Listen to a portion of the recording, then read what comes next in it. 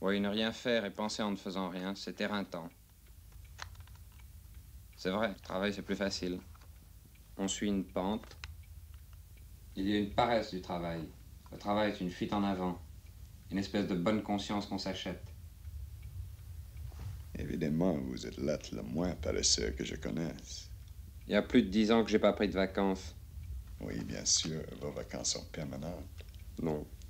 Enfin, oui et non. Pas tout à fait.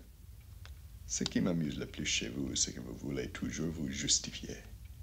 Non, contrairement à ce que vous pensez, j'ai pas du tout mauvaise conscience. Vous êtes un menteur. Vous avez mauvaise conscience de n'avoir pas d'argent. Écoutez, Sam, vous avez déjà entendu parler des Tarahumara. Quand les Indiens Tarahumara descendent dans les villes, ils mendient. Ils s'arrêtent devant les portes des maisons, ils se mettent de profil, avec un air de mépris souverain. Qu'on leur donne ou qu'on ne leur donne pas, ils se retirent toujours au bout d'un même laps de temps. Sans dire merci. Moi, quand je mendie, c'est de profil. D'ailleurs, on est toujours esclave des autres.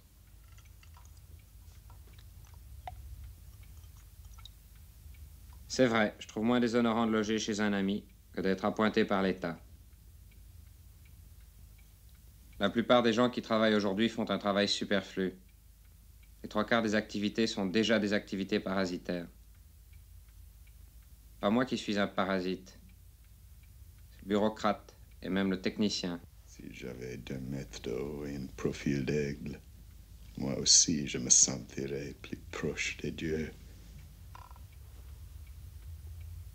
Vous êtes un vrai nostalgique de l'ancien temps. Moi, je suis bien content avec le monde moderne. Mais je suis aussi moderne que vous, Sam. Seulement ce qui compte dans le temps qui vient, c'est pas le travail, c'est la paresse. Tout le monde s'accorde pour dire que le travail n'est qu'un moyen. On parle d'une civilisation du loisir. Quand on y arrivera, on aura perdu tout sens du loisir.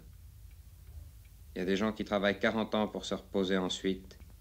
Et quand ils tiennent enfin le repos, ils savent pas qu'en faire et ils en meurent.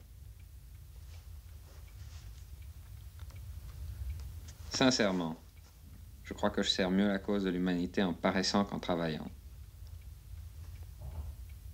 C'est vrai. Il faut avoir le courage de ne pas travailler. Plus de courage que d'aller dans la lune. Évidemment, on peut aussi aller sur la Lune. À la fois fascinant et méprisable. Si je dois écouter votre monologue ce soir, je dormirai ici sur ce fauteuil.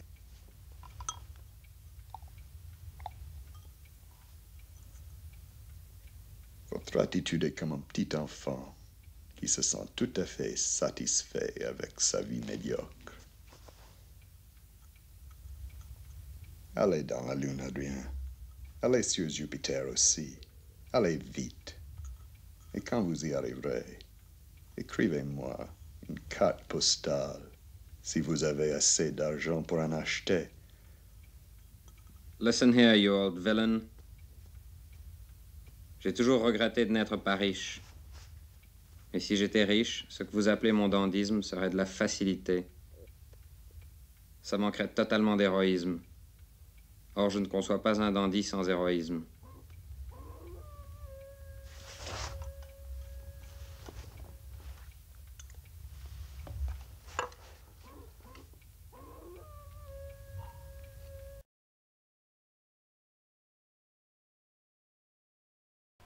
Dans la glorification du travail, dans les infatigables discours sur la bénédiction du travail, je vois la même arrière-pensée que dans les louanges des actes impersonnels et conformes à l'intérêt général, la crainte de tout ce qui est individuel.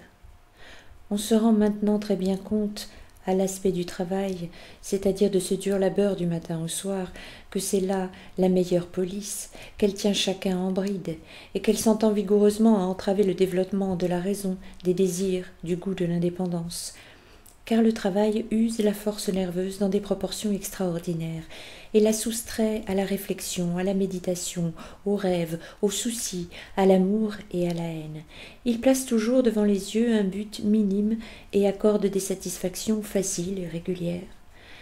Ainsi, une société où l'on travaille sans cesse durement jouira d'une plus grande sécurité. Et c'est la sécurité que l'on adore maintenant comme divinité suprême.